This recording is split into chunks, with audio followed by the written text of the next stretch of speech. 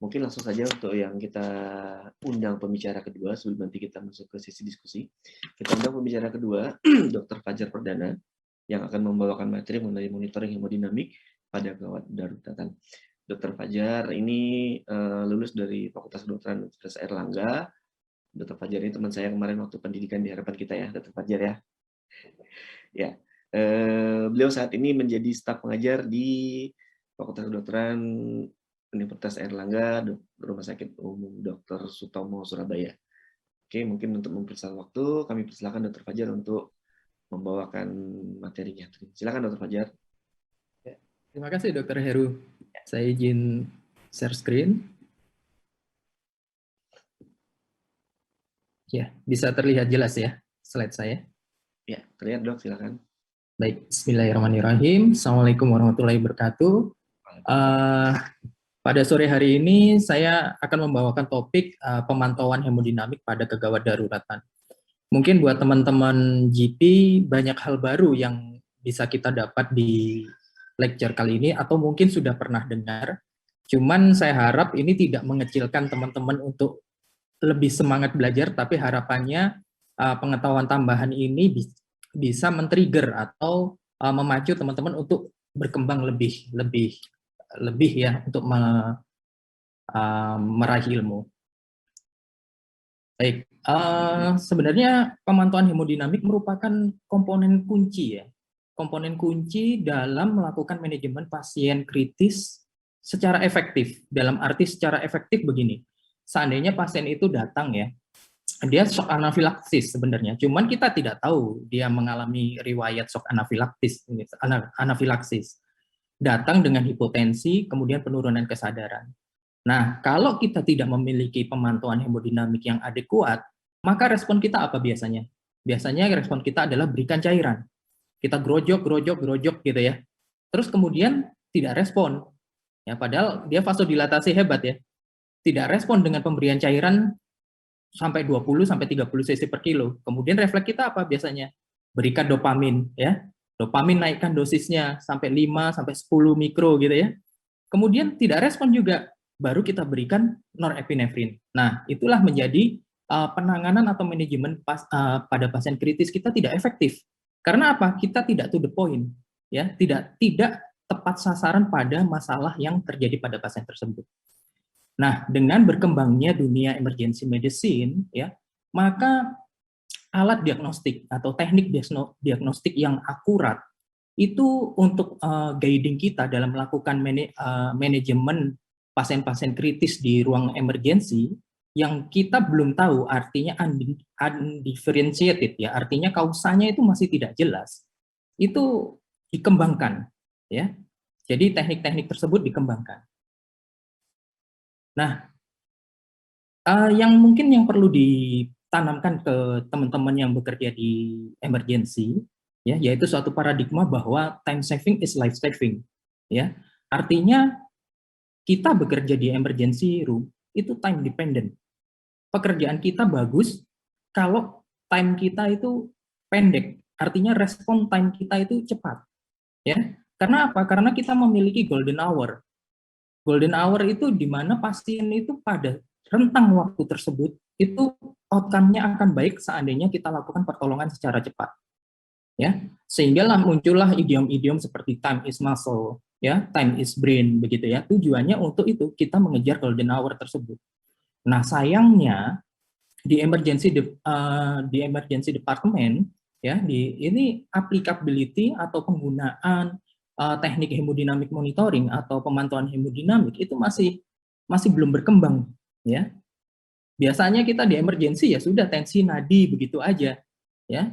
Terus kemudian kita guyur, kita pasang Fastcon sampai 200, adrenalin sampai 200, terus kita kirim ke ICU, misalnya begitu. Ya. Padahal emergency room atau emergency department ini merupakan pintu kita untuk masuk ke rumah sakit. Jadi semua pasien kritis itu melalui emergency, dan itu masuk ke rumah sakit. Dan emergency departemen ruang resusitasi merupakan pintu untuk masuk ICU. Nah, yang perlu ditekankan di sini adalah begitu penanganan yang baik di awal, ya, penanganan yang baik di ruang emergency itu akan memberikan outcome atau prognosis yang baik di ICU kelaknya. Gitu. Itu yang perlu ditanamkan. Jadi bukan berarti, wah pokoknya naikin tensi, gini-gini, guyur segala macam, terus kirim ICU, nanti terserah ICU deh, gitu ya. Bukan seperti itu.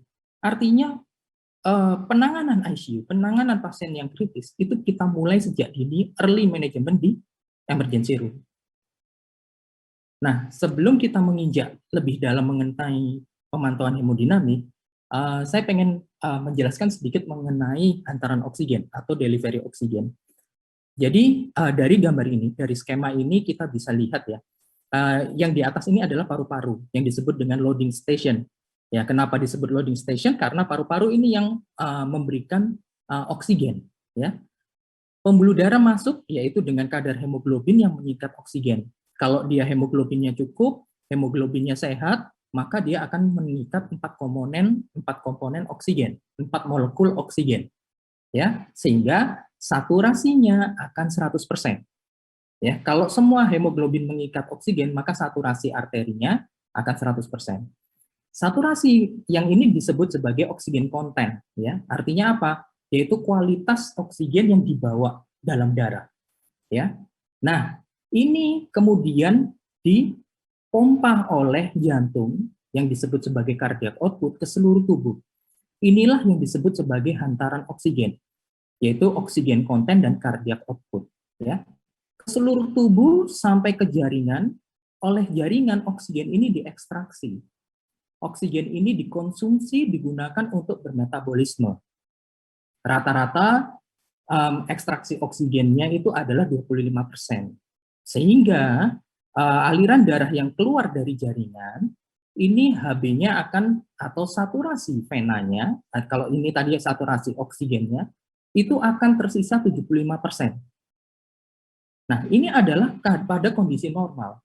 Jadi ini harusnya kita ambil di mixed vein ya, saturasi vena mixed vein ya, yaitu kita ambil di pulmonal, di arteri pulmonal. Tapi kalau nggak ada bisa kita ambil di vena sentral, mungkin ada perbedaan sekitar 5% nilainya. Nah, ini menunjukkan suatu global oxygen consumption ya. Artinya apa? Kalau dia rendah, artinya ada sesuatu. Ini yang bisa menjadi guiding kita dalam melakukan resusitasi, saturasi vena sentral. Seandainya pasien yang kita rawat di emergency department itu dilakukan pemasangan CVC, maka kita ambil darahnya, maka itu memiliki nilai klinis. Ya. Nah, dari algoritma tadi, saya bisa simpulkan bagan seperti ini.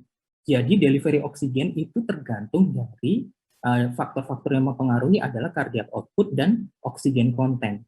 Di mana cardiac output ini dipengaruhi oleh heart rate, ya, nadi, dan stroke volume. Di mana stroke volume ini dipengaruhi oleh preload atau status volume, kemudian kontraktilitas dari jantung, dan afterload atau systemic vascular resistance. Ya, sedangkan oksigen konten ini dipengaruhi oleh tadi saturasi oksigen dan hemoglobin.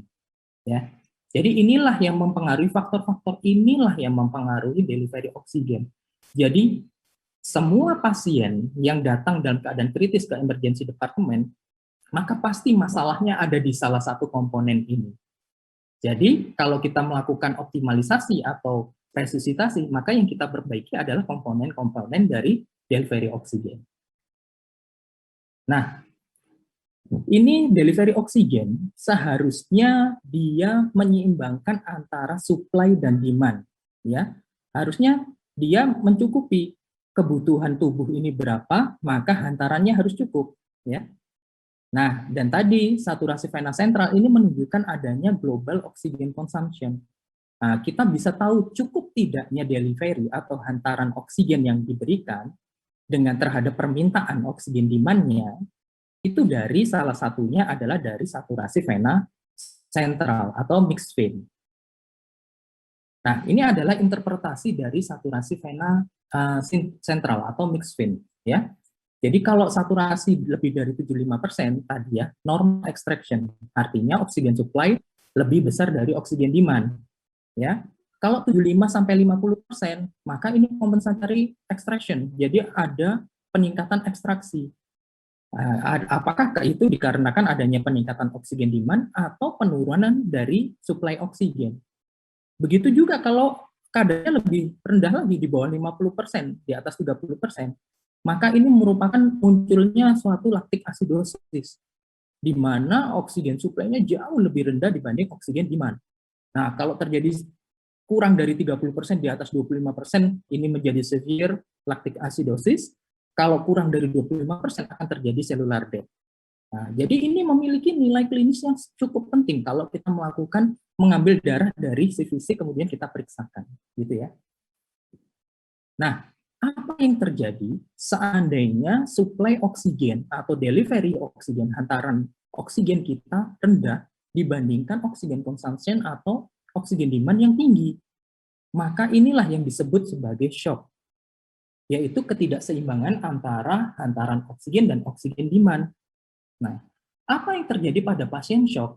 Ya, kita kembali ke pelajaran SMA ya, siklus Krebs gitu ya. Jika ada glukosa masuk ke dalam tubuh, ya harusnya dia bermetabolisme dengan oksigen. Ini adalah metabolisme aerob ya, kebutuhan atau hantaran oksigen kita cukup, maka dia akan menghasilkan energi sebanyak 38 ATP yang digunakan oleh tubuh untuk bermetabolisme, oleh sel untuk bermetabolisme. Sedangkan jika tanpa oksigen, maka dia hanya menghasilkan 2 ATP, disertai adanya asam laktat. Nah, ada perbedaan antara 38 dengan 2 ATP, ini adalah energy debt. Nah, energy debt ini merupakan suatu oksigen debt. Ya, semakin besar oksigen debt, maka mortalitasnya akan semakin tinggi. Ya. Nah, di sini ada satu titik penting lagi, yaitu asam laktat, ya, yang menyebabkan pasien itu jatuh ke asidosis laktat. Maka kita bisa mengukur laktat level, ya, kita bisa melihat mengambil darahnya, kemudian kita ukur kadar laktatnya berapa. Nah, kalau terjadi peningkatan laktat, ya, ini ya, kadar laktat ini menunjukkan adanya selular disoksia, yaitu ketidakadekuatan dari kebutuhan oksigen di jaringan. Ya, sampai saat ini kadar laktat di plasma itu merupakan suatu indikator yang baik untuk menunjukkan suatu perfusi dari jaringan yang tidak adekuat. Ya, dan juga bisa menjadi guiding kita dalam melakukan resusitasi. Seandainya kita melakukan resusitasi, ya kita berikan cairan, kemudian kita berikan inotroph, kita cek laktatnya lagi, ternyata turun. Berarti resusitasi kita itu on the right track. Ya, resusitasi kita benar gitu. Nah, ini juga derajat dan lama dari terjadinya hiperlaktasidemia, kemudian pH yang rendah, asidosis, dengan base defisit yang sangat negatif, ini akan menyebabkan organ failure, sehingga outcome-nya akan jelek. Jadi, kita sudah punya 2 parameter untuk guiding kita melakukan resusitasi, yaitu saturasi vena sentral dan kadar laktat. Nah, problemnya, jika pasien itu terjadi ketidakseimbangan antara hantaran oksigen dan oksigen demand, maka kita harus mendifferentiate, harus mengklasifikasikan, mencari kausanya. Artinya dia shock kan? Nah, shocknya ini apakah suatu hypovolemic shock, atau suatu cardiogenic shock, atau suatu distributive shock, atau suatu obstructive shock. Ya, dan masing-masing shock ini memiliki penanganan yang berbeda-beda, gitu. Bagaimana kita melakukan penanganan pada pasien ini? Nah, kita kembali lagi. Mindset kita, goal resusitasi kita itu bukan tensi ya. Bukan tensi, bukan nadi, bukan kesadaran, bukan urin output ya. Tapi itu adalah sign yang membantu kita bahwa resusitasi kita itu udah benar nih. Kalau pasiennya tensinya membaik, nadinya membaik, kesadaran membaik, urin output membaik. Ini adalah sign bahwa tanda bahwa resusitasi kita ini on the right track. Jadi sebenarnya goal resusitasi kita di emergency itu adalah delivery oksigen. Nah, apa? Ya tadi cardiac output dan oksigen content, ya. Nah, kalau oksigen content kita tahunya gampang nih. Saturasi oksigen kita tinggal pasang pulse oximeter, hemoglobin kita tinggal cek kadar hemoglobinnya. Maka ini sangat gampang untuk diketahui. Yang menjadi masalah adalah di sisi cardiac output. Ya, cardiac output bagaimana kita tahu? Nah, Mungkin teman-teman yang bekerja sudah pernah di ICU ya, rasanya di emergency department masih jarang alat-alatnya. Itu ada yang oke, sebelum ke sana, kenapa kita harus tahu cardiac output? Ya, contoh.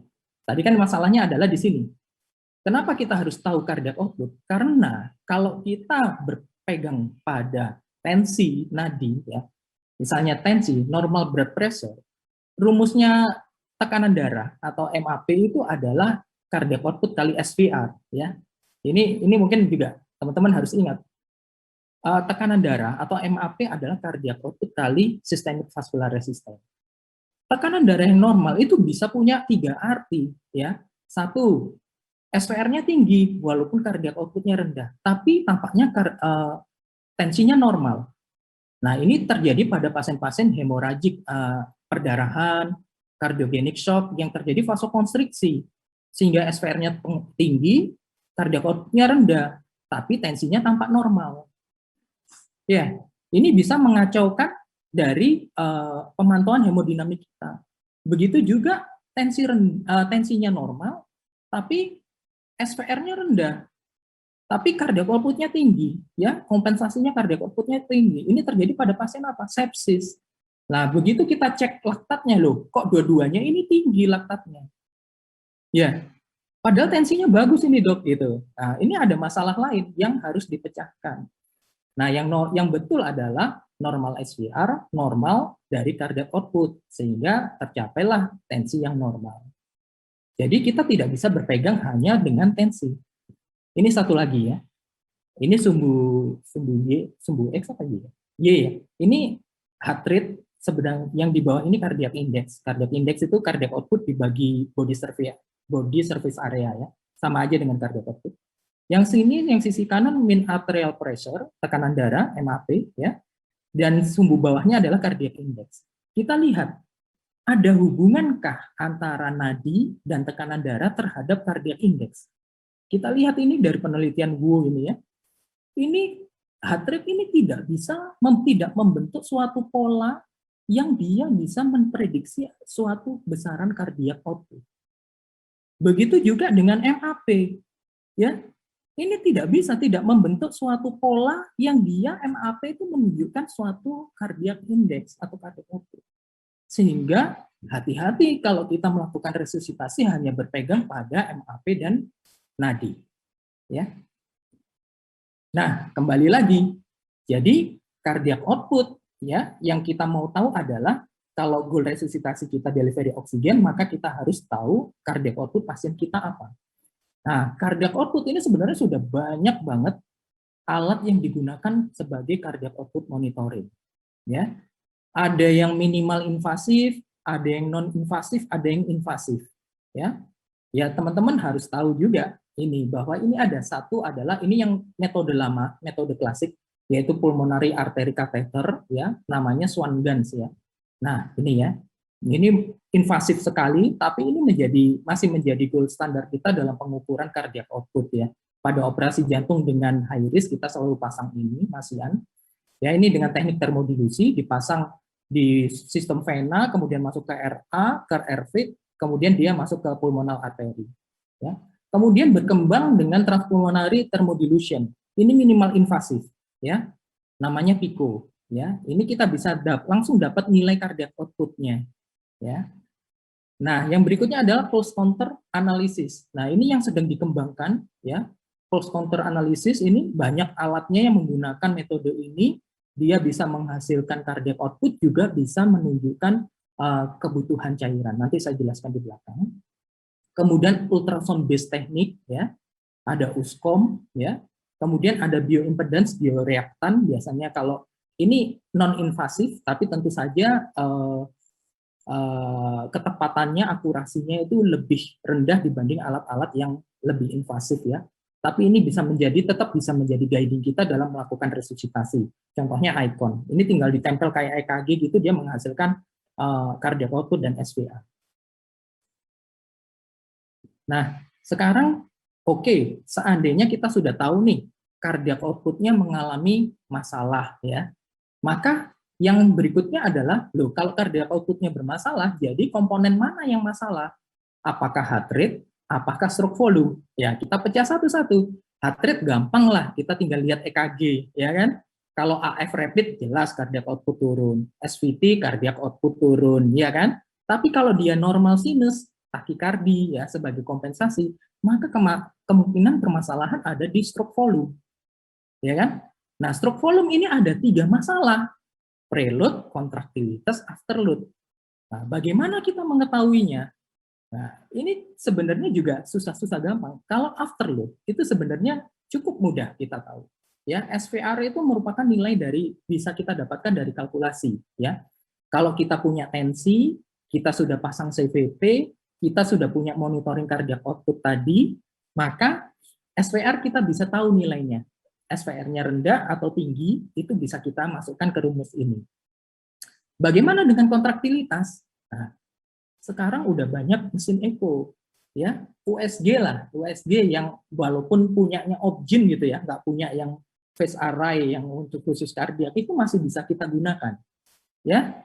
Nah, secara gamblang mungkin yang severe left ventricle dysfunction, ya, yang sebelah kanan ini adalah yang gangguan kontraktilitas, yang kiri adalah normal, pasti teman-teman sudah langsung bisa, ya. Oh iya, ini gangguan kontraktilitas, ini masalahnya di kontraktilitas, ya. Ini echo ini sangat-sangat memberikan sangat informatif buat kita, ya. Nah, yang menjadi masalah adalah apakah pasien ini masih membutuhkan cairan, ya. Apakah pasien ini membutuhkan cairan, sehingga mengoptimalisasi preload itu sangat challenging atau penuh tantangan. Karena apa? Karena kita lihat grafik ini ya. Kalau kita melakukan over resuscitation atau overload, itu jelek, komplikasinya tinggi. Kalau kita melakukan under resuscitation, maka komplikasinya juga tinggi. Jadi kita hanya punya area yang di tengah ini. Area yang ideal.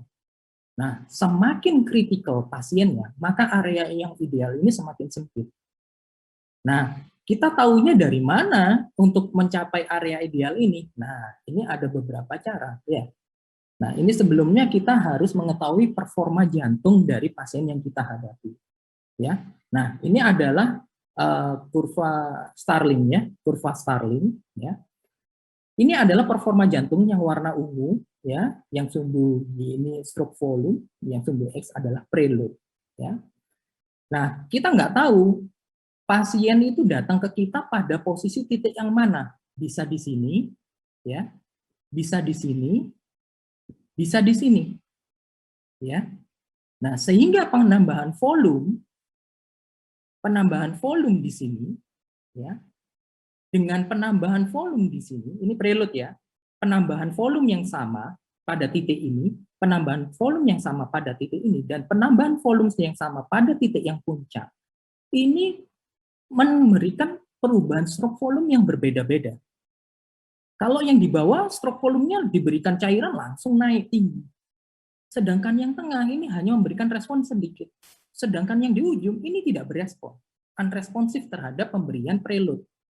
Ini pemberian preloadnya sama ya. Sehingga area yang hijau kita bikin 3 area. Ya. Area yang hijau maka dia responder terhadap pemberian cairan, fluid responder. Area yang biru, yang flat, dia non-fluid responder, jadi jangan kasih cairan. Sedangkan area yang abu-abu, hati-hati kita memberikan cairan. Harus punya guiding yang ketat, gitu ya. Karena apa? Kalau di sini kita berikan cairan di puncak, maka pasti dia overload, ya. Ya, jadi kalau di sini berlebihan juga overload, mungkin kita berikan sedikit cairan bisa memberikan manfaat karena dia masih dapat menaikkan stroke volume. Intinya adalah menaikkan stroke volume sehingga menaikkan cardiac output. Ya. Nah, tahunya bagaimana? Nah, cuman itu tadi jantung normal ya. Jantung normal, pasien datang dengan jantung normal, nah dia pada posisi yang mana? Ada 3 posisi tersebut ya. Nah, seandainya dia datang, ini jantung normal, tapi yang satunya datang dengan gagal jantung, maka kurvanya itu bergeser ke bawah. Ya. Dengan penambahan volume pada titik yang sama. Kalau tadi kan titiknya berbeda ya. Kalau ini pada titik yang sama dengan volume yang sama, itu memberikan kenaikan stroke volume yang lebih rendah pada pasien-pasien yang depot. Padahal dia masih di kurva yang awal, bukan di kurva yang akhir. Tapi karena garisnya landai, karena performa jantungnya jelek, maka dia hanya menaikkan stroke volume sedemikian rupa. Nah, sehingga ini ya, beda. Pada pasien yang gagal jantung, itu dengan penambahan preload yang sama, itu tidak menaikkan stroke volume sebesar pada jantung yang normal. Nah, pada kasus seperti inilah kita perlu memberikan inotrop, ya. Kalau diberikan inotrop, maka garisnya akan bergeser sedikit ke kiri, sehingga kita bisa memberikan cairan, margin of safety pemberian cairannya lebih lebar. Ya, lebih aman kita bisa memberikan cairan. Nah, bagaimana kita tahu dia butuh cairan atau tidak? Ada dua ya, ada static parameter, ada dynamic parameter. Sekarang yang lagi berkembang adalah dynamic parameter. Bukan berarti static parameter ini ditinggalkan, tapi dynamic parameter memiliki nilai lebih dibandingkan static parameter. Static parameter apa saja? CVP contohnya, ya. Kemudian echo ini termasuk statik, tapi dia masih memiliki informasi yang cukup besar, ya. Sedangkan dynamic contohnya adalah systolic pressure variasi, pulse pressure variasi, stroke volume variasi. Nanti saya jelaskan sedikit ya mengenai dynamic parameter. Nah, kalau kita menggunakan statik, ini contohnya adalah dari chest ya. Saya ambil dari chest, apakah CVP itu memprediksi, selama ini kan kita menggunakan CVP nih, untuk melihat kecukupan cairan ya, apakah dia butuh cairan atau tidak. Ini suatu systematic review dari chest, ini menunjukkan kalau kita lihat ini gambarnya ya, yang di sisi sini dia CVP, nilai CVP-nya itu di bawah 5, tapi dia status volumenya itu excess 2000, 2 liter. Begitu juga di sini, CVP-nya 20, tapi status volumenya minus dari 1000. Nah, ini tidak memberikan pola, tidak memberikan hubungan antara nilai CVP dengan status volume. Ya, ini bisa berbahaya. Ya, CVP yang rendah bisa overload, CVP yang tinggi bisa under hypovolemi. Nah, sehingga CVP itu hanya menunjukkan suatu indikator ventricular filling pressure. Jadi pengisian atau tekanan di dalam chamber yang kita ukur dengan CVP, misalnya right atrium, ya. Hanya menunjukkan itu, tidak memprediksi suatu fluid responsiveness. Nah, berikutnya adalah dynamic parameter. Nah, dynamic parameter ini yang kita gunakan adalah pada pasien-pasien yang terintubasi, ya. Jadi pasiennya dengan tekanan positif ventilator. Pada saat diberikan tekanan positif ya dengan ventilator, maka intrathoracik pressure-nya ini akan naik. Ya. Akibat tekanan intrathoracik yang naik, maka jantung kanan ini menghadapi tekanan yang tinggi. Ya. Afterload-nya, systemic vascular resistance-nya yang jantung kanan akan naik, sehingga preload-nya tertahan. Preload dari jantung kanan turun akibat tekanan intrathoracik. Nah, di dalam paru-paru ini ada pulmonary venous system, ya. Jadi begitu kita berikan tekanan positif, maka venous system di dalam paru-paru itu terperas masuk ke left ventricle, sehingga left ventricle-nya ini preload-nya atau cairannya naik, sehingga terjadi peningkatan dari stroke volume yang akut, ya. Nah, pada saat dia ekspirasi, ini terjadi pada saat inspirasi ya. Nah, pada saat ekspirasi, ini terjadi delay karena preload-nya turun, ya, dia masuk ke torak atau pembuluh darah venusnya, pulmonary venous system-nya ini terlambat. Sehingga pengisian left ventricle-nya ini menurun pada saat ekspirasi.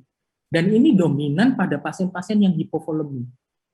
Ya. Nah, ini bisa kita lihat. Sehingga kalau kita lihat dengan arterial pressure, ya, ini adalah pulse pressure variasi ya, atau kita lihat dari stroke volume variasi, itu melihat dengan volume, itu gambaran naik turunnya itu dominan begini.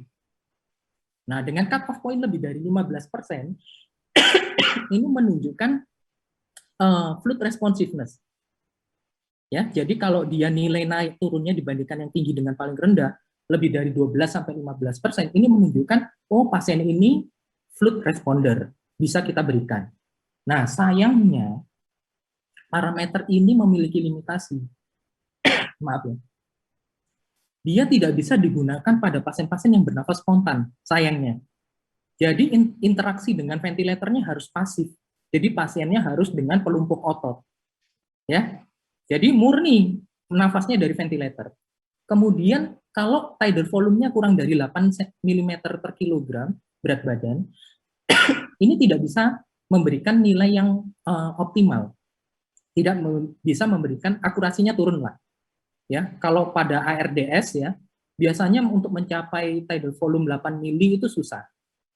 Ya, kalau di bawah 8 mili maka parameter ini menjadi tidak akurat. Ya, compliance paru yang jelek ya. Pulmonal arteri yang pressure, tekanan pulmonal arteri yang tinggi. Nah, pasien yang aritmia juga tidak bisa pakai ini. Kemudian ada intraabdominal hipertensi ya. Ini juga tidak bisa kita gunakan parameter ini. Nah, terus apa dok parameter yang bisa kita gunakan? Nah, salah satunya yang cukup mudah adalah passive leg raising. Ya, ini merupakan suatu tes yang simple, reliable, ya, untuk mengevaluasi adanya preload dependency. Ya, nah ini bisa kita lakukan baik itu pasien itu dengan mechanical ventilator atau spontaneous breathing, baik itu dengan aritmia maupun tidal volume kurang dari 8. Ya, ini adalah suatu tes ya, bukan treatment ya. Namun evaluasinya tetap kita harus invasif. Yang dilihat adalah cardiac output, kenaikan cardiac outputnya, ya, atau kenaikan stroke volume-nya, ya. Sehingga kita harus punya monitor cardiac output atau stroke volume, ya. Dan ini sifatnya sementara. Kalau kita lakukan PLR, dia hanya naik 60 sampai 90 detik, setelah itu akan turun, ya. Ini suka kita lakukan seandainya kita punya arterial line. Kemudian kita sambungkan ke cardiac output monitor. Gampangannya kalau tensinya turun, coba PLR. Oke, respon dok. Oke, berikan cairan sekian gitu. Nah, terus berapa dok? 3 menit dok. Ya oke, tinggal dikit. Nah, habis gitu, kalau gitu gimana dok? Kalau kita nggak bisa pasang invasif, ya, dan lain-lain, apa ada modalitas lain gitu ya? Maka kita bisa menggunakan ekokardiografi, ya. Ekokardiografi can be life saving tools. Kenapa demikian? Ya, penggunaannya sudah luas, ya. Dia tidak invasif, kalau sudah punya murah, tidak ada bahan habis pakai kecuali jelly aja, tidak ada efek samping, ya. Nah, stethoscope of the future itu adalah ekokardiografi. Tapi the future is now, ya. Jadi kita ini sudah di masa depan. Ini adalah kata-kata 10 tahun yang lalu. Sekarang keberadaan ekokardiografi sudah ada di mana-mana, ya. Dengan ekokardiografi kita menunjukkan visualisasi struktur jantung yang jelas, ya, patologi yang jelas, dia lebih sensitif dibandingkan CXR ataupun EKG, ya. Dan tidak harus seorang kardiologis yang melakukan ekokardiografi, ya. Minimally trained operator itu sudah bisa mendiagnosis adanya efusi perikat yang luas, adanya dilatasi gagal jantung kanan yang luas, bisa menilai inferior vena cava diameter untuk kecukupan cairan, ya, bisa menilai fungsi kontraktilitas dari jantung kiri, ya, cukup mudah. Nah, ini ya evolution dari ekokardiografi. Dulu memang ekokardiografi adalah domain dari kardiologis, kemudian berkembang di perioperatif oleh cardiac anesthesiologist, dan saat ini sudah digunakan luas oleh orang bedah, surgeon, ya, emergency department physician, intensivist, dan anesthesiologist. Jadi penggunaannya sudah sangat luas. Nah, dan sudah banyak pelatihan-pelatihan atau training-training yang cukup mudah, cukup simple, tapi memiliki manfaat yang cukup besar pada saat di klinik, di praktek kita di emergency. Ya, dan itu tidak hanya untuk anestesi, tidak hanya untuk kardiologis, tapi untuk general practitioner, untuk dokter umum. Nah, contohnya gini, pasien datang ke departemen, emergency departemen, shock pasiennya, tensinya rendah, kemudian kita lakukan echo. Dengan echo kita bisa dapat apa aja? Ini adalah IVC, ya, view IVC. Ya, kita lihat, kita bisa ukur kolapsibilitas indeks atau distensibilitas indeks. Dari lihat sini, dari lihat gambar ini aja kita sudah tahu. Oh, yang bawah ini fluid responsif. Ya, kemungkinan pasiennya shock hipovolemia, ya kan? Terus kemudian kita echo, kita lihat left ventricle-nya. Untuk dapat view ini cukup mudah ya sebenarnya. Ini cardiogenic shock. Ya. Kemudian kita eko, kita lihat lagi, kita temukan gambaran seperti ini. Oh, pasiennya shock dengan gambaran seperti ini. Oh, ini obstructive shock, ini tamponade. Ya. Bahkan dengan eko, itu kita bisa mendapatkan nilai cardiac output. Cardiac output measurement, dan ini juga kita bisa menilai stroke volume variasi. Dan masih banyak lagi informasi yang bisa kita dapat dari ekokardiografi. Ya.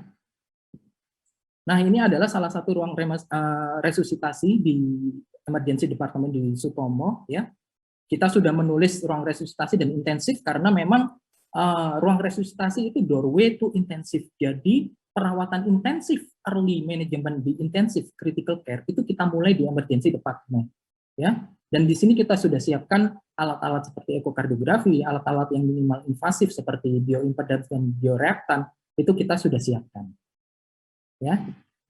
Nah, take home message-nya, ya tentunya hemodynamic monitoring memberikan informasi yang penting mengenai fungsi kardiovaskuler, ya, yang dapat mengguiding kita untuk memberikan cairan sehingga dapat mengimprove dari outcome pasien tersebut. Ya. Mungkin beberapa tools dapat memberikan informasi lebih, tapi tentunya jangan meninggalkan pemeriksaan fisik. Ya. Pemahaman mengenai fisiologi dan patofisiologi itu sangat penting, sehingga kita bisa menggunakan alat apapun yang kita punya untuk mengoptimalisasi dari preload atau cairan. Ya. Dan yang terpenting adalah jangan menurunkan tanggung jawab, artinya jangan males gitu ya. Dengan sehingga kita punya eko, ya, kita punya USG, tapi males lah kita periksa, ya. Padahal pasien yang kita tangani membutuhkan pemeriksaan yang lebih untuk mendapatkan hasil yang lebih baik. Kalau kalian bisa, maka Anda akan menjadi TOEFL dokter yang tangguh. Baik, terima kasih. Sekian Dr. Heru. Akhir kata, Assalamualaikum warahmatullahi wabarakatuh.